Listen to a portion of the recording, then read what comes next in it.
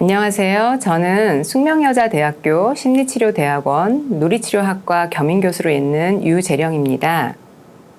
오늘 이 시간에는 지는 걸 못 참는 아이에 대해서 얘기를 나눠보려 합니다. 가끔 주변에서 지는 걸 못 참는 아이를 보게 됩니다.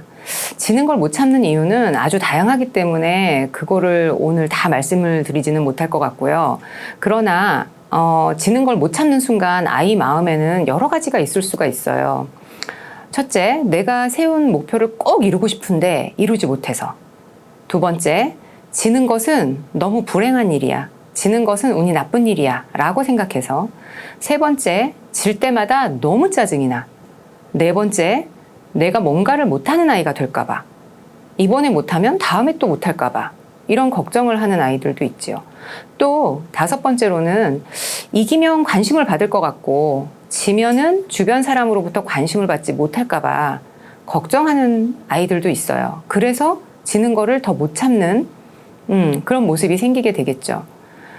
아이들은 유치원을 가고 초등학교 생활을 하면서 점차 다양한 장면에서 경쟁 상황에 놓이게 됩니다. 여러 가지 운동, 보드게임, 크고 작은 발표, 여러 가지 과목의 숙제들, 여러 가지 시험들, 대회, 이런 것들을 경험하게 되죠. 이런 상황들에서 경쟁하고 싶은 욕구를 갖기도 하고 경쟁하는 상황에서 스트레스를 많이 받기도 합니다. 하지만 아이들도 어려서부터 이길 수도 있고 질 수도 있는 상황을 결국 경험하게 되는 거죠. 그런데 아이든 어른이든 이기는 것은 신나고 즐거운데요. 지는 것은 영 기분이 좋지 않아요. 경쟁과 정서지능.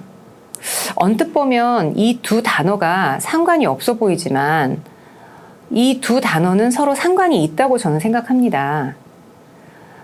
경쟁을 하다 보면 신나고 흥미로운 감정들도 생기지만 불편한 종류의 감정들이 다양하게 발생하는데요. 긴장감, 걱정, 불안, 조급함, 아슬아슬함, 두려움, 시기심, 심지어 아이들 마음엔 복수심이 발생했다가 없어지기도 해요. 이런 감정들은 긍정적으로 느껴지는 감정들이 아니라 불편한 감정들이다 보니 아이들이 그 감정들을 잘 다스리고 가라앉히는 게 쉽지가 않아요. 예를 들어 다 큰 어른들도 자신이 뜻하던 바를 이루지 못했거나 주변으로부터 인정받지 못할 거다라고 예측할 때 아주 많이 속상하고 자신에게 실망스럽고 주변 상황을 또는 타인을 원망하게 되기가 쉽죠. 따라서 뭔가를 성취하고 경쟁의 과정을 견뎌내려면 우선은 자기 내부의 불편한 감정들을 인식하고 알아채고 줄일 수 있는 감정 처리 능력이 아이에게도 필요합니다. 예를 하나 들어볼게요. 교탁 앞에서 발표하는 게 떨리고 긴장되는 아이가 있다고 한번 상상을 해본다면 이 아이가 스스로 내가 자꾸 떨리네. 자꾸 떨리는 마음이 생기지.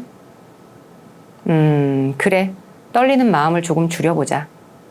그래. 이럴 때는 몸을 편안히 하자. 큰 숨도 한번 내뱉어보고 만약 이런 방법을 떠올릴 수 있다면 그 아이는 이미 작은 대처들을 하고 있는 거예요. 자기의 긴장된 마음과 아슬아슬한 마음과 부끄러운 마음을 처리하는 작은 대처들을 하고 있는 거죠. 자, 그렇다면 아이가 이런 것을 할 수 있으려면 부모님은 어떻게 해야 할까요? 첫째, 평소 자녀의 감정 신호들을 알아채 보세요. 그리고 공감해 주시고 격려도 해주세요. 예를 들어서 내일 유치원에서 노래 발표를 한다고 걱정하고 있는 딸에게 그래, 내일 노래 발표라고 하더니 생각만 해도 떨리는 마음이 자꾸 생기지. 네가 떨리는 마음을 가라앉히는 방법을 한번 찾아볼 수 있겠지. 라고 말이에요. 두 번째, 평소 결과에 대한 칭찬보다는 과정과 노력에 대해 격려해 주세요.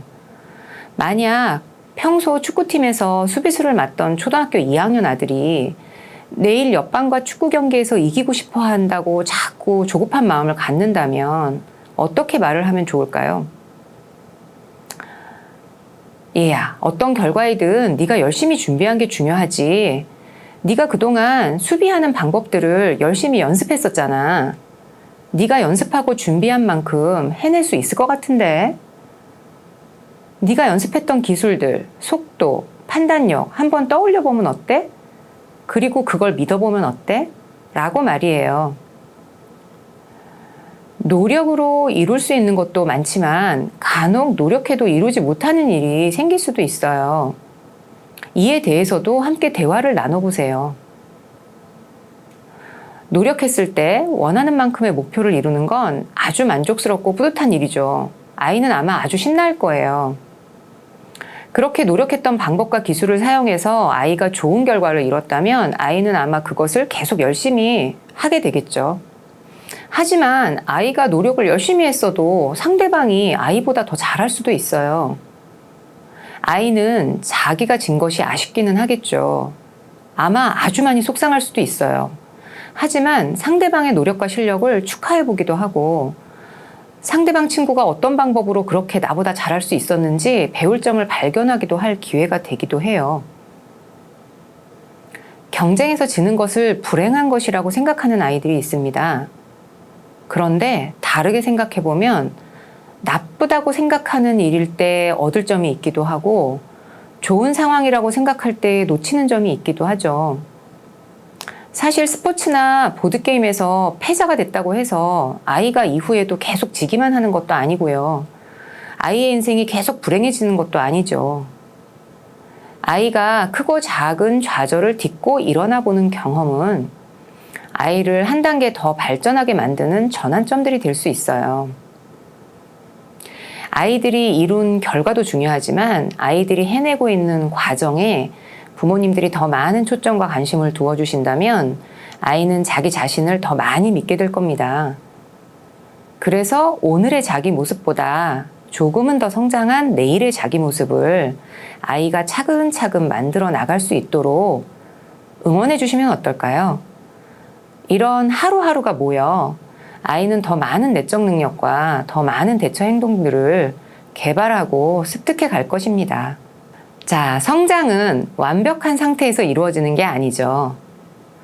아이는 자신에게 장점도 많지만 어떤 단점도 있다는 것을 스스로 인정하고 자신에게 어떤 강점도 있지만 자신에게 취약한 점도 있다는 것을 인정할 때 아이는 자기 내부의 자원과 잠재력들을 더 많이 발전시켜 나갈 수 있을 거라고 생각합니다.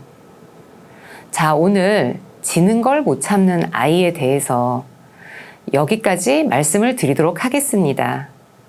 감사합니다.